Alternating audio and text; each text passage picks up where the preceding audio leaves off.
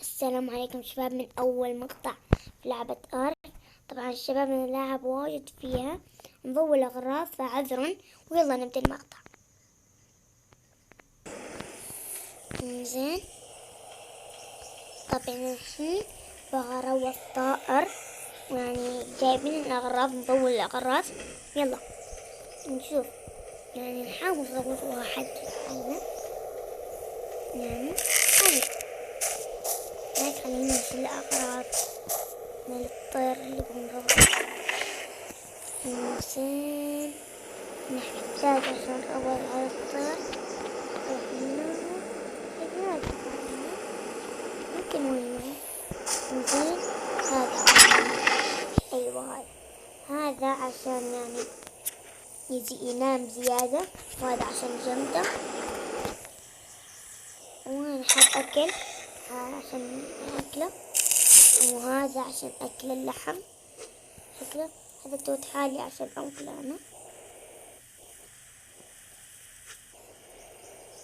أشيله كله عشان واجد ممكن أجوع. أحتاج. زين، خلينا ندور طير نروضه. طبعا الشباب بدور لي طير، وقف اللقطة بدور لي طير وارجع لكم من أحصل لي طير.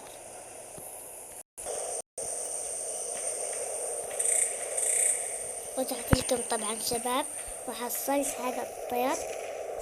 نجرب الروضة، بس نسيت أسوي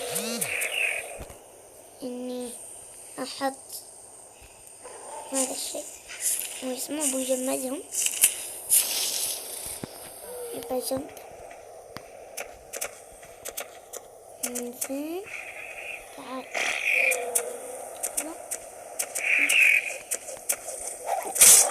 جمد. الحين أحاول أنومه وأروح.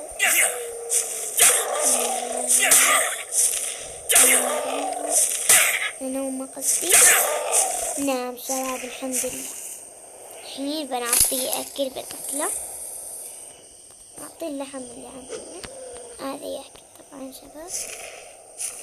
زين، وبخليه يتروض وارجع لكم.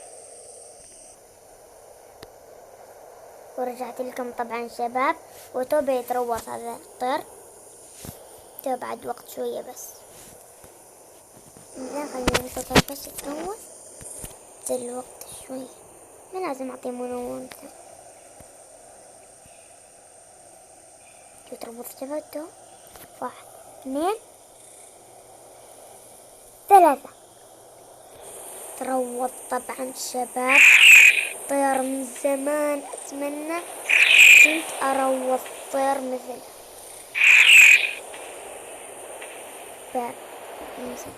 ومع السلامة طبعا شباب.